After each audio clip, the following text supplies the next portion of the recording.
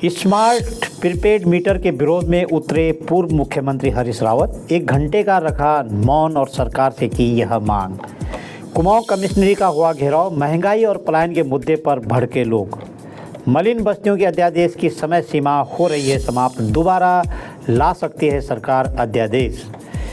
Police स्मृति दिवस पर जवानों ने की परेड। बोले सीएम धामी, नई चुनौतियों के लिए बनानी होगी कार्य योजना। ऋषिकेश बद्रीनाथ हाईवे पर हादसा। अनियंत्रित होकर गंगा में गिरा ट्रक। चालक और उसकी पत्नी लापता। नमस्कार, आप देख रहे हैं उत्तराखंड टाइम। मैं हूं आपके साथ प्रेम पंचोली। अब खबरें विस्तार से। स्मार्ट प्रीपेड मीटर उत्तराखंड में ना लगाए जाने के लिए उन्होंने आज 1 घंटे का मौन रखा। उन्होंने सरकार पर गंभीर आरोप लगाए हैं। इसके साथ ही स्मार्ट प्रीपेड मीटर का फैसला वापस लेने की मांग भी की है। उत्तराखंड में सरकार ने स्मार्ट प्रीपेड मीटर लगाने की शुरुआत कर दी है, लेकिन इसी के साथ इसका विरोध तेज हो गया है। पूर्व सीएम हरीश रावत भी अब इसके विरोध में उतर गए हैं। पूर्व सीएम ने इसके विरोध में आज 1 घंटे का मौन रखा। उनका कहना है कि मैं पूरे विश्वास से कह रहा हूं कि आज जितना लोगों को बिजली का बिल देना पड़ रहा है, पहले तो यही लूट हो गई है, क्योंकि पहले जितने 2 महीने का बिल आता था, अब 1 महीने में बिजली का बिल आ रहा है। यह प्रीपेड स्मार्ट मीटर के नाम पर यह बिल और 2.5 गुना बढ़ेगा और लोग लूटे जाएंगे। इसके लिए इस प्रीपेड स्मार्ट मीटर के खिलाफ लोगों को आगे आना चाहिए और आवाज़ उठानी चाहिए। बता दें कि प्रदेश भर में स्मार्ट प्रीपेड मीटर लगाने की शुरुआत हो चुकी है। उत्तराखंड में करीब 16 लाख उपभोक्ताओं के घरों में स्मार्ट प्रीपेड मीटर लग जाएंगे। इसमें से करीब 6,25,000 मीटर कुमाऊं मंडल में और गढ़वाल क्षेत्र में 9,62,000 स्मार्ट प्रीपेड मीटर लगाए जाएंगे। जबकि स्मार्ट प्रीपेड मीटर लगने के बाद उपभोक्ता कम से कम 100 रुपये का स्मार्ट मीटर में रिचार्ज कर सकते हैं। भगवान, मेरा ये मौन जो 1 घंटे का है, ये उन लोगों को समर्पित है जो सरकार के एक गलत निर्णय से पीड़ित होने जा रहे हैं। सामान्य नागरिक, प्रीपेड स्मार्ट मीटर जिसे राज्य सरकार अपनी एक चहेती कंपनी को सौंपेगी और वही फिर उसका संचालन करेगी। जिस तरीके से जियो वाले ने पहले फ्री, फिर कम रेट पर और अब धीरे धीरे सारी संचार व्यवस्था पर, मोबाइल व्यवस्था पर अपना कब्जा कर लिया है, तो उसी तरीके से वो कंपनी भी प्रीपेड स्मार्ट मीटर के माध्यम से विद्युत वितरण पर कब्जा करेगी।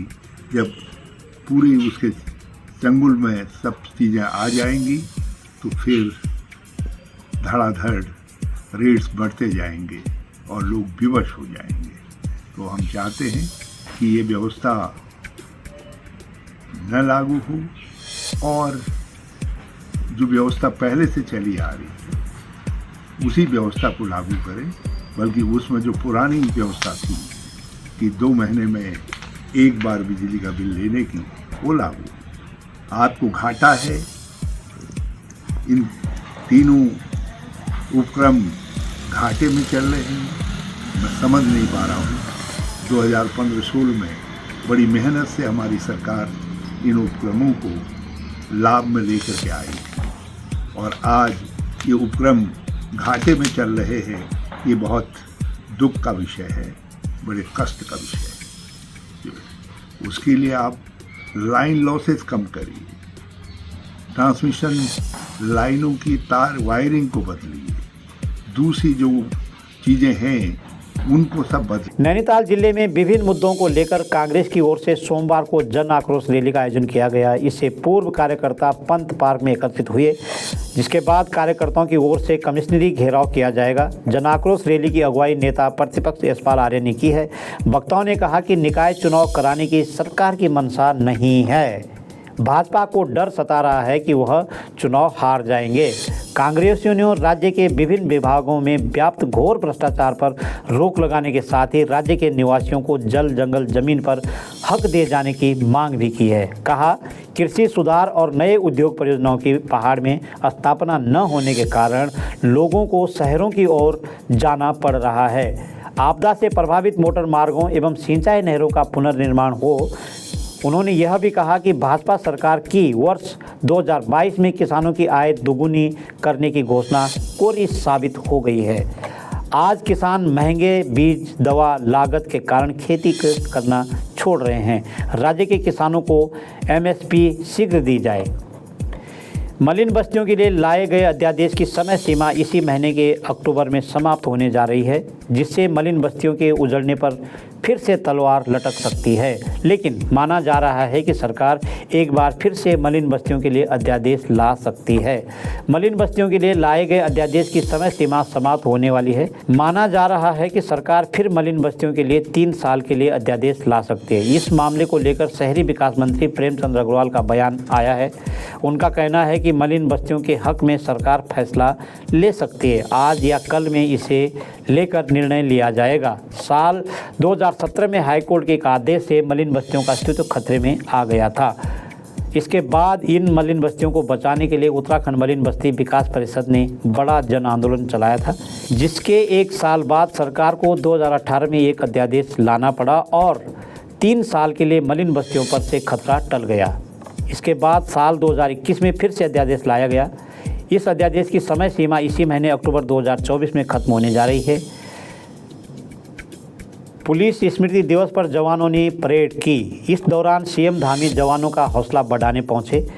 उन्होंने कहा कि नई चुनौतियों के लिए कार्ययोजना बनानी होगी। साइबर क्राइम और नशे के खिलाफ कठोर कदम उठाने होंगे। पुलिस को इस और ज़्यादा सजग रहने की ज़रूरत बताई है। पुलिस को तकनीकी के रूप में दक्ष होना होगा। कहा कि गृह मंत्रालय और साइबर एक्सपर्ट के साथ मिलकर काम करना होगा। प्रदेश में महिलाओं की सुरक्षा के लिए QRT का गठन किया गया है। महिला और बच्चों के खिलाफ हुए अपराध में 95% कार्रवाई हो चुकी है। पुलिस के लिए कई महत्वपूर्ण योजनाएं बनाई गई है। सरकार आगे भी इस पर काम करती रहेगी। सीएम धामी ने इस दौरान आवासीय भवनों के निर्माण के लिए आगामी वित्तीय वर्ष में 100 करोड़ रुपए जारी किए जाने की घोषणा भी की है। बताया गया कि पौष्टिक आहार भत्ता में भी 100 रुपये बढ़ोतरी की गई। इसके अलावा वर्दी भत्ता 3,500 रुपये किया गया है। साथ ही 9,000 फीट से ऊपर तैनात पुलिसकर्मियों के लिए 200 से बढ़ाकर 300 रुपये प्रतिदिन किया गया है। ऋषिकेश बद्रीनाथ हाईवे से हादसे की खबर सामने आ रही है। राजमार्ग पर सैनिक होटल के पास एक ट्रक अनियंत्रित होकर नदी में जा गिरा। ट्रक चालक के साथ ही उसकी पत्नी भी सवार थी। दोनों के लापता होने की खबर बताई जा रही है। हादसा सोमवार सुबह का है। मिली जानकारी के अनुसार देवप्रयाग से 4 किलोमीटर आगे केबिल बिछा रहे लोगों ने बताया कि उन्होंने सड़क किनारे लगे पैराफिट सहित खाई की और वाहन के नदी में गिरने की आवाज़ सुनी। सूचना पर पुलिस की टीम मौके पर पहुंची। सड़क से लगभग 120 मीटर नीचे गंगा के किनारे ट्रक का पिछला हिस्सा मिला। वहीं ट्रक का केबिन नदी में समाया हुआ था। पुलिस ने जब ट्रक के स्वामी से जानकारी ली तो पता चला कि ट्रक बिहारीगढ़ से मिनरल वाटर की बोतलें लेकर गोपेश्वर के लिए निकला था। चालक की पहचान अजय 38 वर्ष के रूप में हुई है। बताया जा रहा है कि ट्रक में अजय की पत्नी राजेश्वरी भी मौजूद थी, जो अपने पति के साथ ही चली थी। पुलिस दंपति की तलाश में रेस्क्यू अभियान चला रही है। मिली जानकारी के अनुसार थाना प्रभारी महिपाल सिंह रावत ने कहा कि अभी तक अजय और उसकी पत्नी राजेश्वरी का कोई सुराग नहीं मिला है। दोनों की तलाश में रेस्क्यू अभियान जारी है। फिलहाल पुलिस की ओर से टिहरी और श्रीनगर बांध से पानी को कम करने के लिए कहा गया है। आज की खबरों में बस इतना ही। बने रहे हमारे साथ, देखते रहें उत्तराखंड टाइम। नमस्कार।